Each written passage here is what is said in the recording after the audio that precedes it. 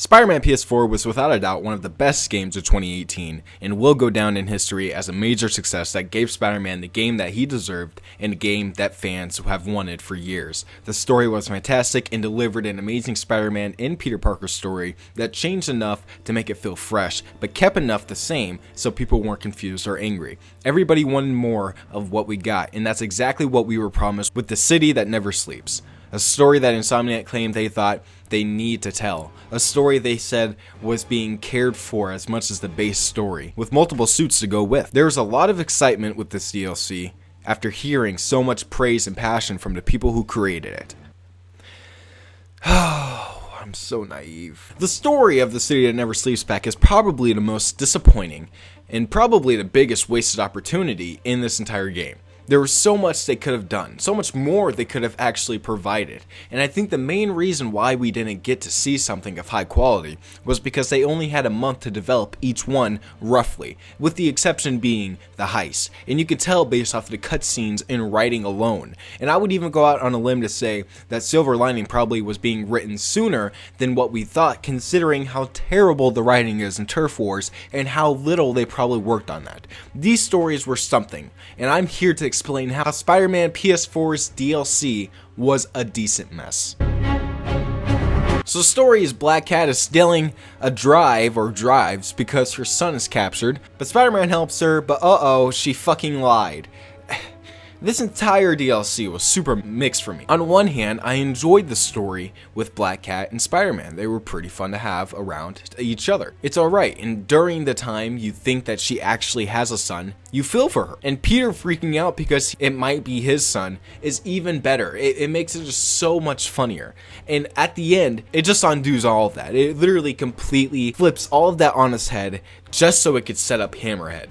That's ridiculous. The side missions here were also boring, and Black Cat not being a playable character and only a button prompt kinda sucked. Overall, the heist had its moments, but it fell short and didn't deliver something that we were expecting to be something great.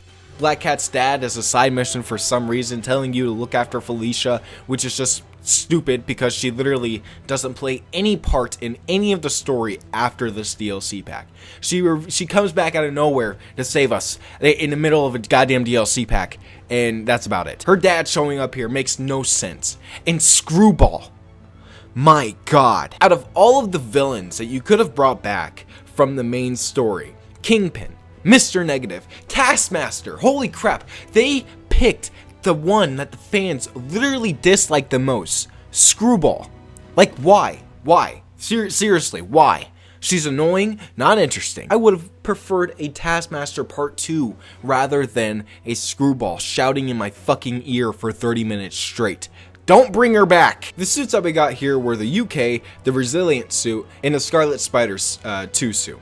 And 1 out of 3 of these are great, in my personal opinion. You know, it really is sucky that we just don't even get to play as some of these suits right out of the gate either. Like, we literally have to play through, I think, like, the story to get the UK suit or whatever. And you get the Resilient suit, like, right off the bat, or it's vice versa. But either way, you don't get the Scarlet Spider suit until you 100% complete it.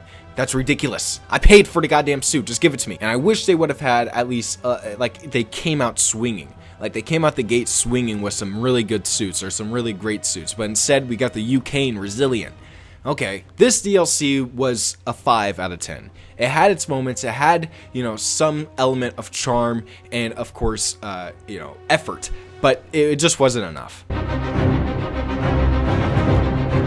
The first 15 minutes of this DLC reminded me of the first 15 minutes of the main story, but everything else after made me question my existence. It took me 4 days, yes, 4 days to beat this DLC because I couldn't fucking take it anymore. These stupid ass bases with their goddamn minigunners and the shield fuckers almost made me break my PS4 that Bill bought for me. The story, if I should even call it that, had nothing redeemable about it, except maybe Yuri. Yuri had a little bit of an arc in there that was kind of fun, and somehow they made it even worse after the story by undoing everything the story led up to. The story was leading up to Yuri going after Hammerhead, and then she finally got to Hammerhead and blasted Hammerhead right in the head, and he was presumed dead. They brought him back to life. Why? What was the point?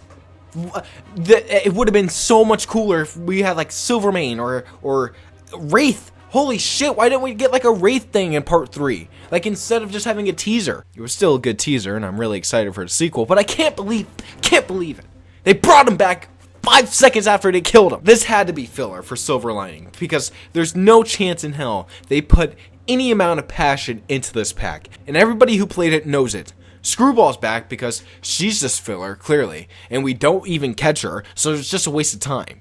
And the bases, they're bases, which made everybody who played them not want to play this game anymore. You guys remember when I said that I was getting bored of Spider-Man PS4? It's because after a while, the combat gets very stale. And while Insomniac attempted to keep it fresh with these new enemy types, the new enemy types are not fucking balanced whatsoever. And that's a goddamn fact. They just threw them into the bases with all the other enemies. If you look at all the other enemies in the regular bases in the main game without the DLC, you can clearly see how it's all balanced, how they're all there to actually serve a purpose to fight Spider-Man. These guys just come out of nowhere. Hey, here's my shield coming at you at 50 miles per hour. Here's a minigun that goes up, down, left, right, and just completely obliterates you because it doesn't have any fucking balance to it. It's unreal how obnoxious and repetitive this DLC and gameplay is, and it needs to be at least a little bit more refined in the next one, or I'm going to lose my goddamn shit. The only good thing about this DLC is the suits we got with it. I would have to say that the suits that we got in this DLC are without a doubt the best pack that we had in the entire City Never Sleeps DLC.